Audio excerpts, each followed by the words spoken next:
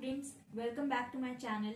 So today we are studying class 11th political science and हमारा topic जो है वो है सोशलिज्म.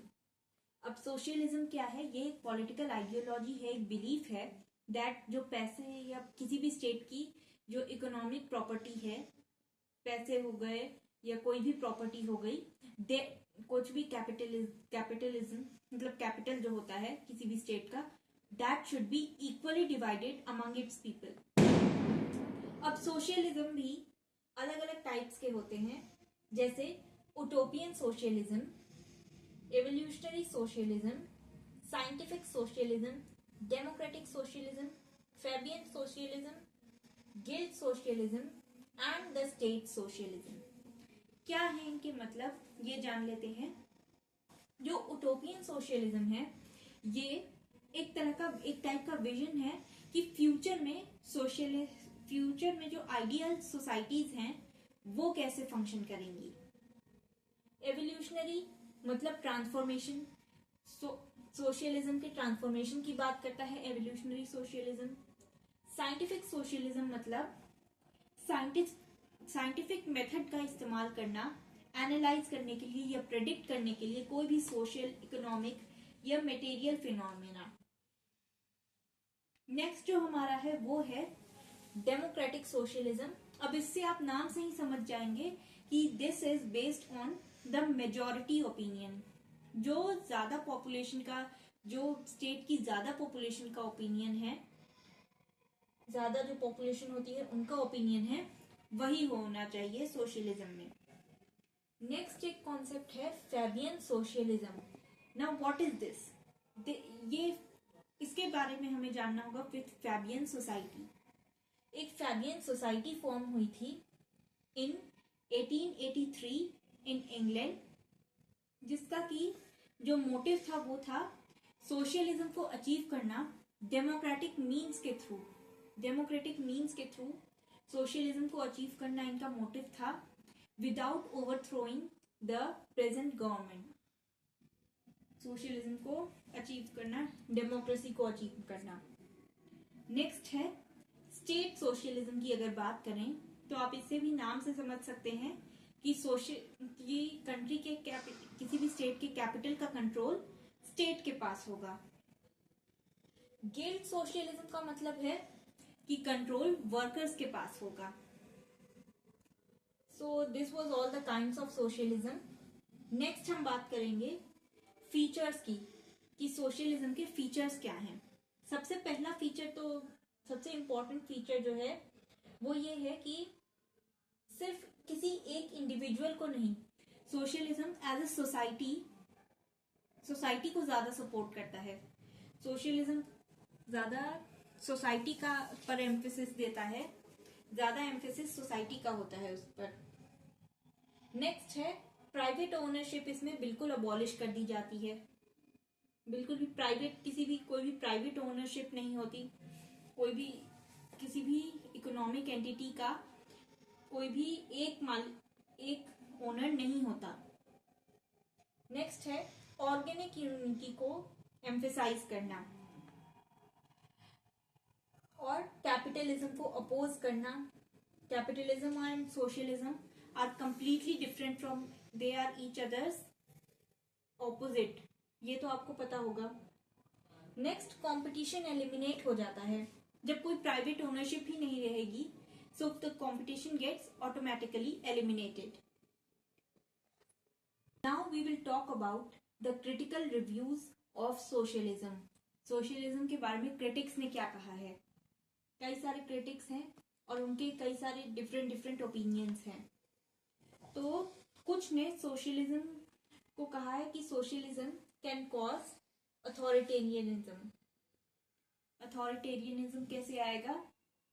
तो अगर स्टेट के पास कंट्रोल होगा इकोनॉमी का, वेल्थ का, स्टेट की वेल्थ का कंट्रोल पूरी तरह से स्टेट के पास होगा और इंडिविजुअल का उसमें कोई रोल नहीं होगा.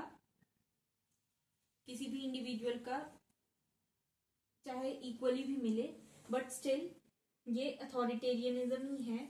स्टेट का कंप्लीट कंट्रोल है ओवर इट्स वेल्थ. नेक्स्ट है कि कुछ क्रिटिक्स ये बिलीव करते हैं कि सोशलिज्म इन प्रैक्टिस फेल हो सकता है। सोशलिज्म को एकदम इन प्रैक्टिस नहीं लाया जा सकता, इम्प्लीमेंट नहीं किया जा सकता। सो इट इज इम्प्रैक्टिकल, क्योंकि सोशल किसी भी कंट्री में सोशल और इकोनॉमिक इनइक्वालिटीज इतनी ज्यादा है किसी भी सोसाइटी में कि सोशलिज्म उसे हटा नहीं सकता। नेक्स्ट है कि स्टेट इंडस्ट्रीज रन करने में इनएफिशिएंट प्रूव होगा। अच्छे से कोई भी एंटरप्राइज को स्टेट अकेले मैनेज नहीं कर सकता, क्योंकि वो प्राइवेट कंपनीज मैनेज करती है, प्राइवेट कंपनीज हैंडल करती हैं। So state can't do that. Next है कुछ लोग प्राइवेट प्रॉपर्टी के भी हर चीज के एडवांटेजेस और डिसएडवांटेजेस होते हैं, प्राइवेट प्रॉपर्टी के भी होते हैं। सो प्राइवेट प्रॉपर्टी के भी कई सारे एडवांटेजेस और डिसएडवांटेजेस हैं, तो कुछ लोग उसे भी प्रेफर करते हैं। दैट प्राइवेट प्रॉपर्टी जो है वो एक काफी अच्छा इंसेंटिव है, और अगर ये लोगों से ले लिया गया तो वो ज्यादा अच्छे से काम नहीं करेंगे, कोई भी काम वो ज्यादा अच्छे से ज्यादा अच्छे मन से नहीं करेंगे। नेक्स्ट है limited liberty. Private socialism liberty को भी लिमिट करता है, इंडिविजुअल लिबर्टी नहीं रहेगी, क्योंकि स्टेट की वेल्थ पर पूरी तरह से अगर कंट्रोल स्टेट का ही रहा एंड हर किसी को इक्वली मिलने लगा, इक्वल वेल्थ मिलने लगी, so that will limit the liberty. Next होता है कि प्रोग्रेस को भी लिमिट करता है सोशलिज्म, क्योंकि कोई भी इंसान किसी भी चीज में कोई भी नई टेक्नोलॉजी बनाता है या कुछ भी नया इन्वेंशन करता है, तो वो किसी तरह से कुछ रिवॉर्ड मिलने वाला हो, अगर उसे फ्यूचर में आगे चलकर उसे इस काम के लिए रिवॉर्ड मिलने वाला हो, so that works as a motivating factor for him और हर। फॉर एग्जाम्पल आप अपनी पढ़ाई करते हो तो आप इस एक्सपेक्टेशन में करते हो कि आपको अच्छे मार्क्स आएंगे तो टीचर्स खुश होंगे, पेरेंट्स खुश होंगे, फैमिली खुश होगी, शायद आपको कुछ गिफ्ट रिवॉर्ड भी मिल जाए। सो इसी तरह से कोई भी इंसान काम जो करता है उसमें ज्यादा मन उसका तब लगता है, ज्यादा मोटिवेट होता है वो कोई भी काम करने के लिए when he aspects a reward. But socialism अगर आ गया, किसी स्टेट में अगर सोशलिज्म है, सो ही और शी नोज दैट उसे इस काम के लिए कोई रिवॉर्ड नहीं मिलने वाला, he will not be rewarded for the same, तो वो इस काम को करेगा ही नहीं। नेक्स्ट है एडमिनिस्ट्रेटिव प्रॉब्लम। अब एडमिनिस्ट्रेशन में किस तरह की दिक्कत आ सकती है ये देख लेते हैं। तो सोशलिज्म एडमिनिस्ट्रेशन में भी फेल हो सकता है, ये कुछ क्रिटिक्स का रिव्यू है, because of the distribution of rewards in the industry.